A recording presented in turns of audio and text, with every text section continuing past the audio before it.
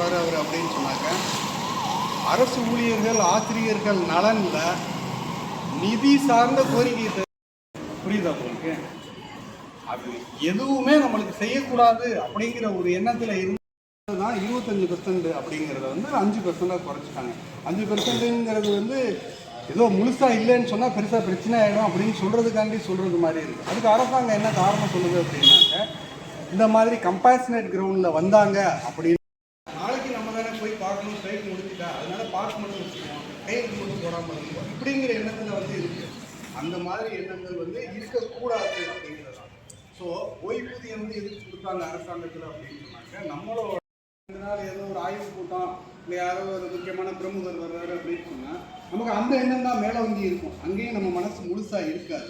இன்னும் சொல்ல போனால் தோழர்கள் இங்கே இருந்துக்கிட்டே அந்த பெண்டிங் இந்த பெண்டிங்னு சொன்னாலும் அப்பப்போ போயிட்டு தான் பார்த்தாக்க ஒரு 5 பேர் இன்ட்டு 38 இன்ட்டு 12, ஸோ இவ்வளோ கோடி கணக்கில் செலவாகுது இதெல்லாம் இருக்குது அப்படின்னு நம்ம எல்லாருமே எப்படி பார்க்குறாங்கன்னா பணத்தை வச்சு தான் மதிப்பிடுறாங்க. இது வேற பங்களிப்புனா என்னன்னா, பழைய ஓய்வூதிய திட்டத்தில் அரசாங்கம் தான் நம்மளோட பங்காக எதுவுமே போடணும். இந்த அரசாங்கத்துக்கு நம்ம நேரங்காலம் பார்க்காம குடும்பம் மசதி இதெல்லாம் தியாகம் பண்ணி மாவட்ட செயலாளர், தமிழ்நாடு வருவாய்த்துறை அலுவலர் சங்கம், திருச்சிராப்பள்ளி மாவட்டம்.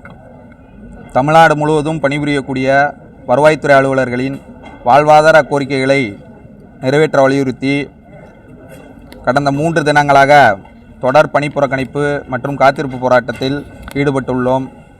திருச்சிராப்பள்ளி மாவட்டத்தில் ஏறத்தாழ 450க்கும் மேற்பட்ட வருவாய்த்துறை அலுவலர்கள் தங்களது பணிகளை முற்றிலும் புறக்கணித்து இப்போராட்டத்தில் எழுச்சியாக கலந்து கொண்டுள்ளனர்.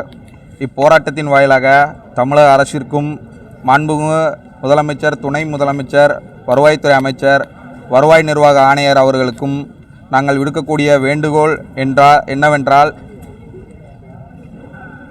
முன்கள பணியாளராக பணிபுரியக்கூடிய வருவாய்த்துறை அலுவலர்களின் நீண்ட நாள் கோரிக்கைகளான அலுவலக உதவியாளர் பணியிடங்களை உடனடியாக நிரப்ப வேண்டும், பேரிடர் மேலாண்மை பிரிவில் கலைக்கப்பட்ட 97 பணியிடங்களை உடனடியாக வழங்க வேண்டும், பணியிடம் குறைப்பு நடவடிக்கையை உடனடியாக கைவிட வேண்டும், எங்களது மாநில நிர்வாகிகளை உடனடியாக அழைத்து பேசி அனைத்து பிரச்சனைகளுக்கும் உடனடியாக தீர்வு காண வேண்டும் என்பதை இதன் மூலம் நாங்கள் கேட்டுக்கொள்கிறோம்.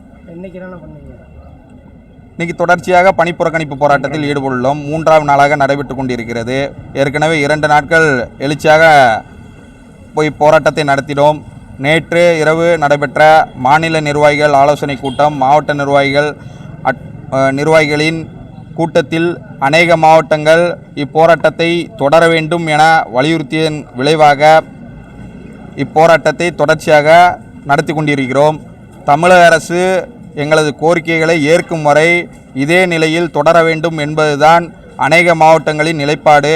அதே நிலையில் இன்றைய போராட்டம் தொடர்ந்து கொண்டிருக்கிறது.